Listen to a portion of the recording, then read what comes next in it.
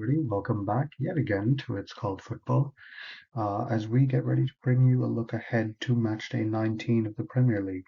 If you've been keeping tabs on our channel and maybe turned on notifications and you're subscribed, first of all, much appreciated.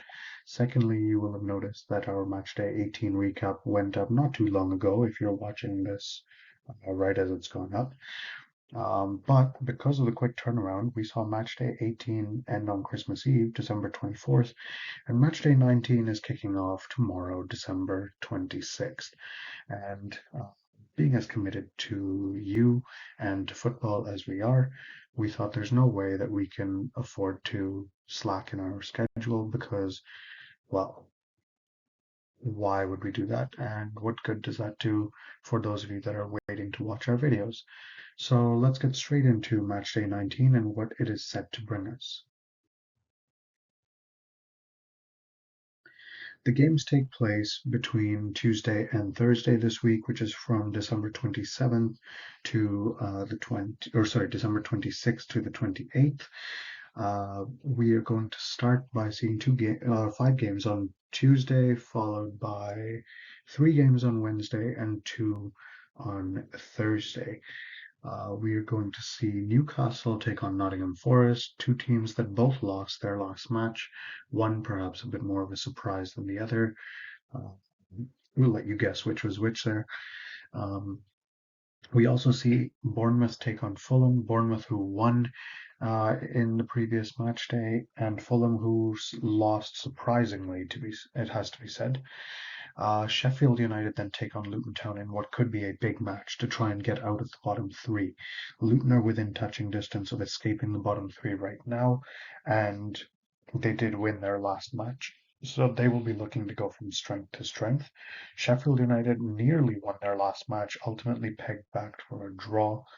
And this time they're at home, where they have generally fought a little bit harder to get results and succeeded a little bit better at getting results. So it is going to be a battle for both sides. I expect it to be um, tough, a really, really difficult ask for either side.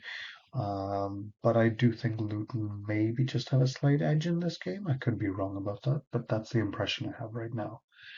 Burnley, the other side in the bottom 3, has no easy feat at all as they take on Liverpool, who currently sit in second place and just missed the opportunity to go first um, on Saturday before Christmas when they played their fellow team at the top, Arsenal. So Liverpool will be looking to make sure that they win this game because they have currently had 2 draws in a row, and they're not a side that's used to going too long without a win.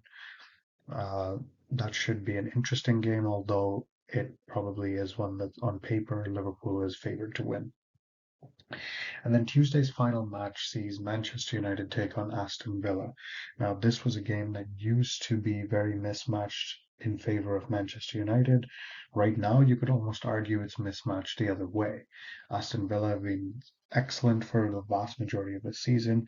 Manchester United have been shaky at best and not really put together a consistent run of results for any extended period of time. But at home, United generally are a decent side. Their stadium, once a fortress where most sides could never hope to get a result. A little less of that nowadays, but still an intimidating prospect for Aston Villa, whose away record is not amazing. Wednesday, like we said, sees 3 games. Brentford take on Wolves in a game that could really see either side potentially break into the top half.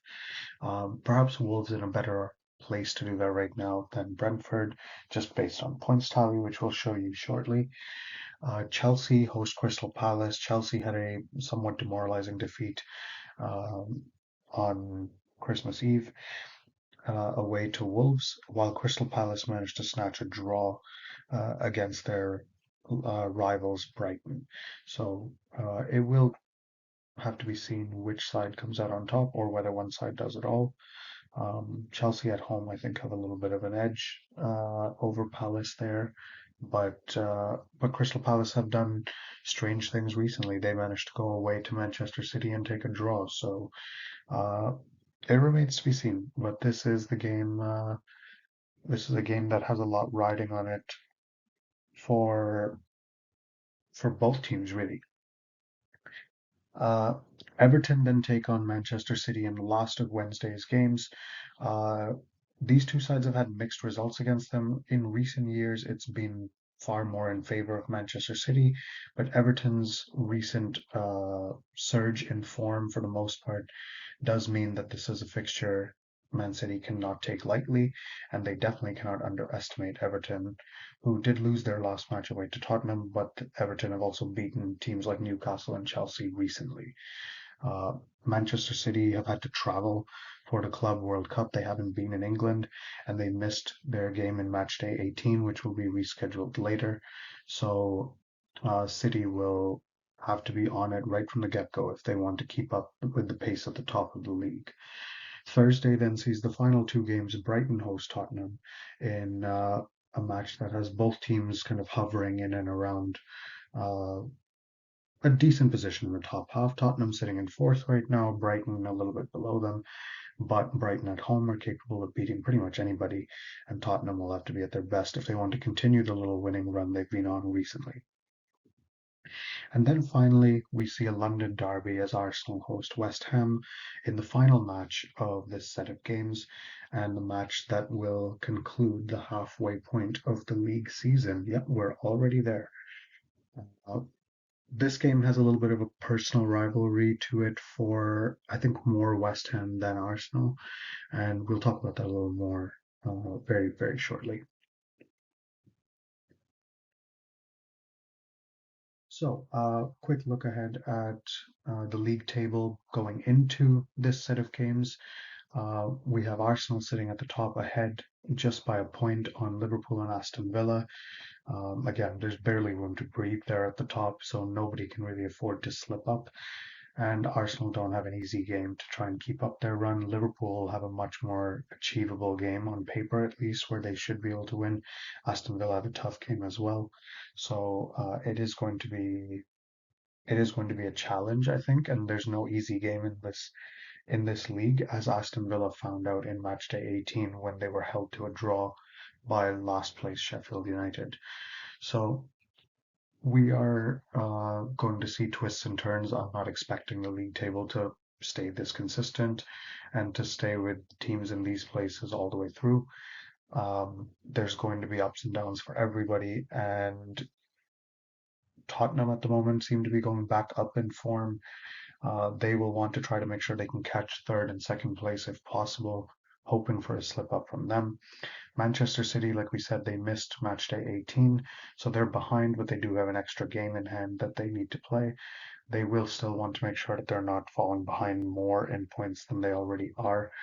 Manchester City have dropped a lot of points in their last 6 games or so, and they will want to right that very quickly.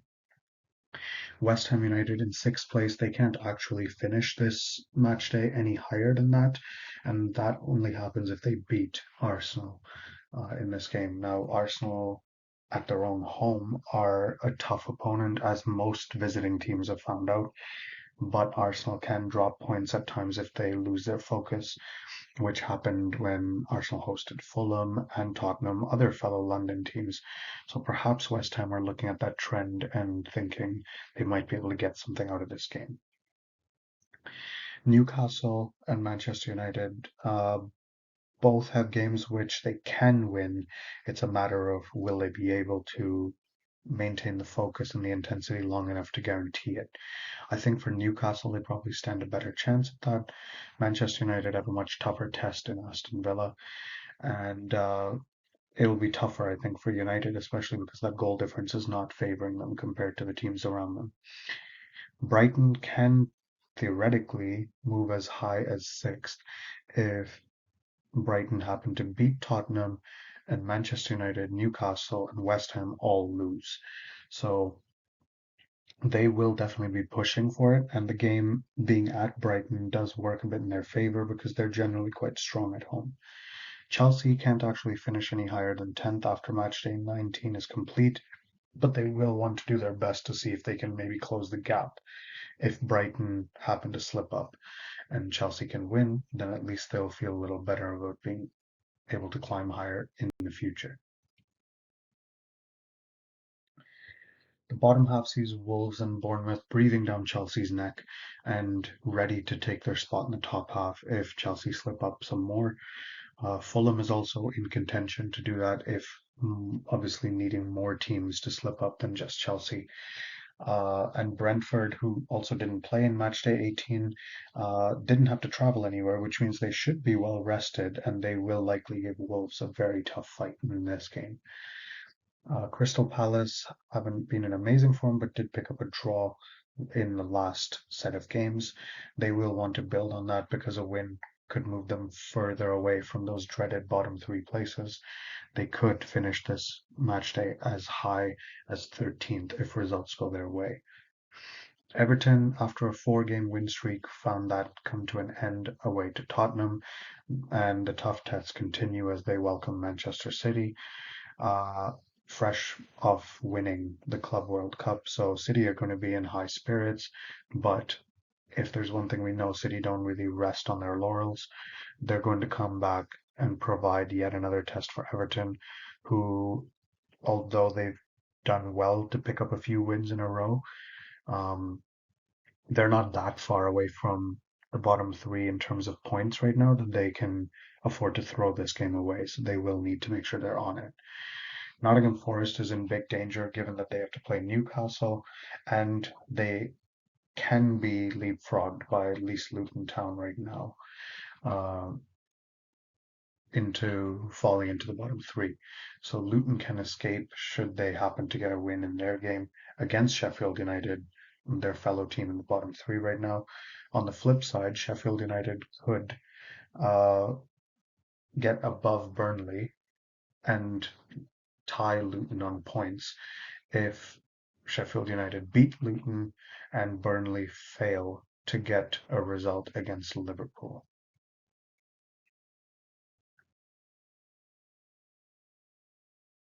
We actually have quite a few featured matches we think that you should try to tune in for, at least some of these, if not all of them, um, over these next 3 days. Being the winter holidays, we're hoping maybe you might have some more time and you might be able to tune into more games than you might normally be able to during midweek games. But obviously, if you're at work, then, play it on the side if you can. Uh, Sheffield United against Luton Town, while it might sound surprising as a featured game, there's so much riding on these games between the teams at the bottom that I think this is a game worth tuning in for, especially because Sheffield United have looked better in their last couple of games. Luton Town have looked better in their last couple of games. So both of them are going into this game with at least some confidence in their own abilities, which perhaps was lacking in their first few games of the season. Also, on Tuesday is Manchester United against Aston Villa. Another game where perhaps by status, Manchester United at home is always a tough game, but Aston Villa right now are a more than worthy opponent. Now, United have dropped lots of points at home this season, and Aston Villa haven't got the best away record, but they do have a very solid team. And Villa know that they have an opportunity again to try and get into top spot should the two teams above them slip up. And they messed that up last time around. This is an opportunity, make no mistake, and Villa will know that. So it should be a good watch, and if you're able to, tune in. Wednesday, Everton versus Manchester City is guaranteed to be a good game. Last season, there were some surprises when these two faced off against each other, which we're going to talk about very, very soon. But Manchester City is always a test, even on a bad day. Everton at the moment, with the good general set of results they have in their last 5 games, they will be a test at their own home, and Man City cannot afford to be complacent going into the game.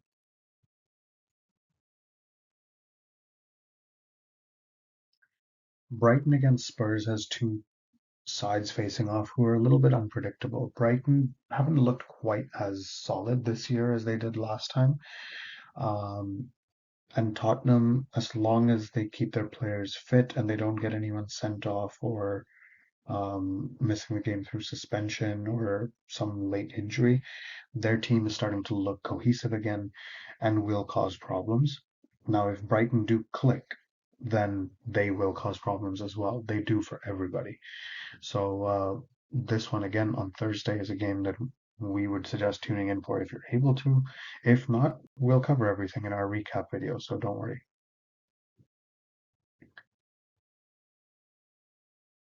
And finally, the last match of Matchday 19, the one that signals we are at the halfway point of the season, Arsenal versus West Ham. Should Arsenal win this, they remain on top at the halfway point of the season, but West Ham will be out to try and upset the party, and they might have a little bit of an added incentive, which we'll talk about right now.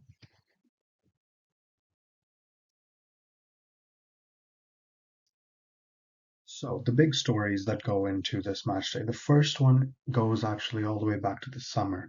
There was a big transfer saga, and for those of you that have followed football quite closely, either for a long time or even just for the last, say, 5 months or so, you will be aware that Declan Rice is the big name that was on everybody's lips over the summer. That's because he was at West Ham. It was widely known that Arsenal wanted him, and there was a huge prolonged transfer saga, which eventually culminated in Rice making the switch from West Ham to Arsenal for, at the time, a record fee over £100 million was the transfer fee agreed between the two clubs for Rice. Obviously, that led to a lot of expectation on the club to perform with such an investment, but on the player as well. And at the moment, Declan Rice is probably in contention um, as one of the players of the season from all the clubs in the league. He has not yet failed to live up to expectations. He most often has been exceeding expectations. And this is a personal one for him because he's facing his old club at the home of his new club. Uh, it will be very interesting. Arsenal fans would love it if he plays a key role in a win for Arsenal in this game. Um, West Ham obviously are doing very well despite not having Rice anymore. They've invested that money sensibly and got good players to fill in the gaps that Rice has left. But West Ham would love nothing more than to go to the new home of their former player and spoil the party. So that's why there's a bit of a personal rivalry to this game right now, I think. It will obviously, I think, die down in the future and in the next year or two. But at the moment, I think the feelings are still quite strong, especially amongst the two fan bases. Everton and Man City, like we said, recently Man City has had um, the better results in general whenever they've met, but that's because Everton has been generally poor for the last 2 years. Right now, Everton are doing better. Manchester City, over the course of the season as a whole, haven't quite looked as well drilled, gelled together as a unit. You kind of fit the description in whatever you want to use, but they haven't looked quite the same well-oiled machine that Man City usually do. That being said, last season, despite the gap in quality, when Everton actually played away to Man City, they somehow stole a draw from that game. Now, this one being at the home of Everton, obviously should work a little in Everton's favor. But last season, Man City beat them comfortably at their own home. Uh, this time, perhaps it'll be different. Perhaps it'll be more of the same. We don't know. But what we do know is both teams will have to be at their very best if they're hoping to get anything out of the game, because Man City have all the talent, they have the quality, they have the depth options from the bench. Everton are in good form. They have good results going their way. They have confidence going their way. Their morale has definitely had a boost in recent weeks, and they will not lie down and just be beaten easily. A little over 10 years ago, Manchester United won their most recent league title to date. And the final game that did that was a home match against Aston Villa. Since 2013, their last league title, Manchester United has dipped. They have not really come close, if we're being honest, to winning the league title again since then. Um, and it's something that all fans are aware of, but it's something that their own fans have been more and more aware of over the last couple of years. It's really staring them in the face how far the club has fallen in terms of what they aim to achieve each season and what their ability kind of is going to make them able to achieve. By contrast, Aston Villa have done so well, especially this season. They didn't start great in their first game, but since then, they have just kept on going. Um, they have a solid coach, they have a solid strategy, they cause problems for pretty much every team they face. And right now, you couldn't have predicted 10 years ago that Manchester United and Aston Villa would have essentially swapped their expectations and their roles in the English football pyramid. Um, but they kind of have right now. And Aston Villa will be going to Manchester United this time, not resigned to a defeat as they might have been 10 years ago when United were kings of England. But they'll be going there right now thinking, we can beat these guys. We've done it to teams tougher than them in the league this season. There's no reason we can't go away to United and win. There's been other teams that have gone and done it. Bournemouth, most recently, have gone and won comfortably and confidently at Old Trafford, Manchester United's home. Villa will be going there thinking if Bournemouth can do them, they're in the bottom half. There's no reason that Villa sitting 1 point off top spot can't do the same. Burnley and Liverpool is a match that we didn't mention amongst our featured games, but it is interesting that Mohamed Salah, who's been prolific for Liverpool consistently for years now, Burnley is one opponent that he has not had success against. He's not really registered goals or assists against Burnley.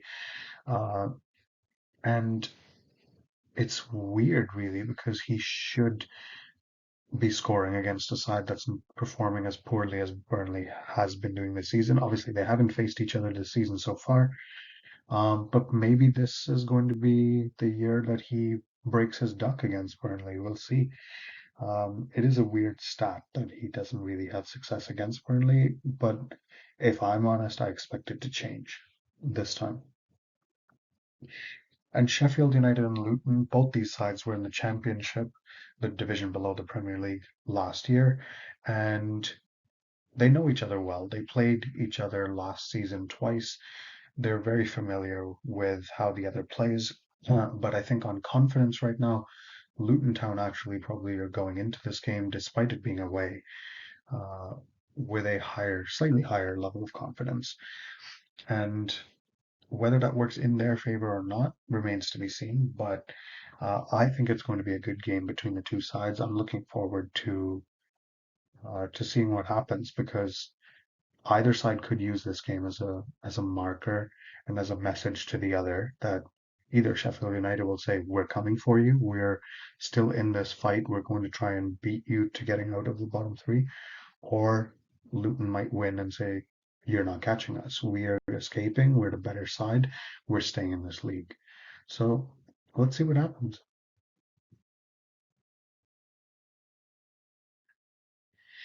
So our predictions for this set of matches. Newcastle, I think, despite their surprising defeat to Luton last time out, I expect that they will beat this Forest team who have just gotten a new manager and perhaps aren't quite gelled with his tactics and his approaches to games.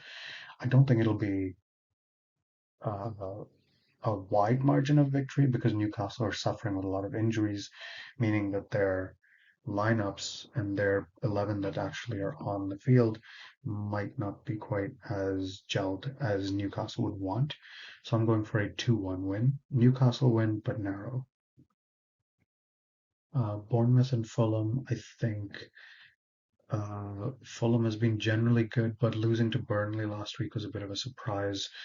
I do think that they probably will at least score on Bournemouth, but Bournemouth's general form out of their last 8 games, which is allowing a possibility of 24 points, they picked up 19.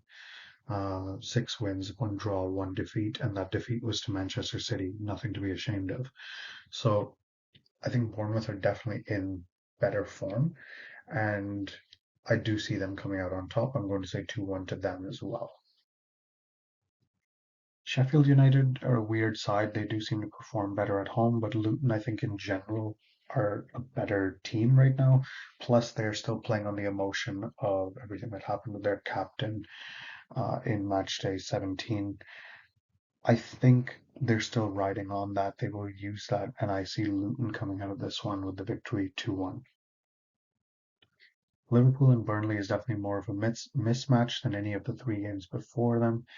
I would say Liverpool here is going to win 3-0. It'll be fairly comfortable. They need to get back to winning ways, and they know that.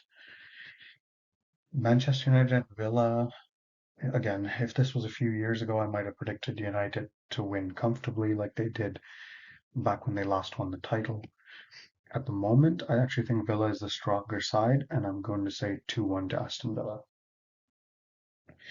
Brentford have had quite a bit of rest between their last game and this one due to not being able to play Man City in matchday 18.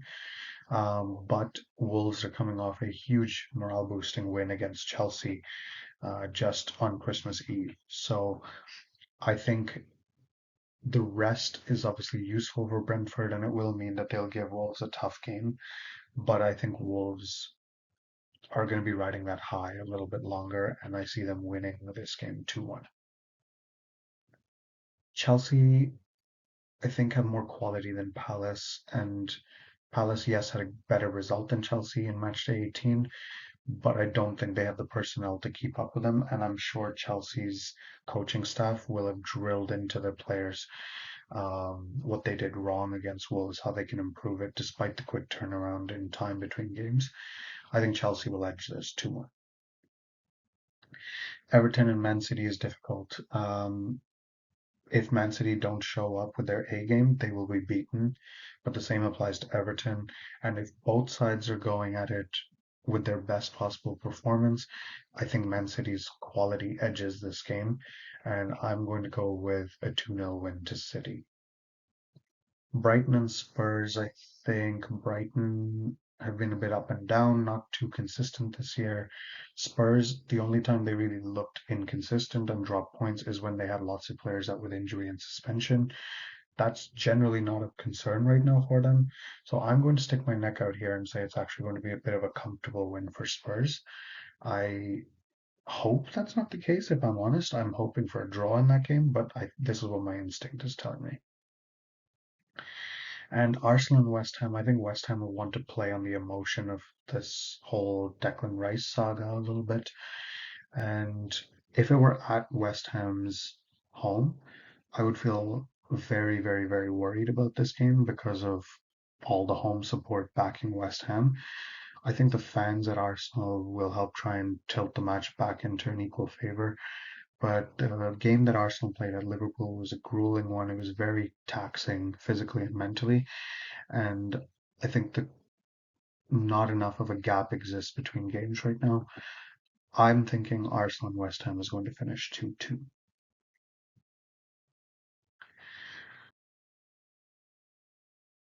So this is where we're going to leave you for today. Match day 19 is set to be underway on Boxing Day. There's lots of games that you may want to tune in for. Again, we highlighted 5 of them. You can tune into all 10 if you'd like. That's exactly what the holidays are for, right? To sit and watch football. So take care. We'll see you after match day 19 is done. Uh, Stay safe out there. Hope you're having a good time with loved ones celebrating a holiday. And we will see you again soon. Remember, it's called football.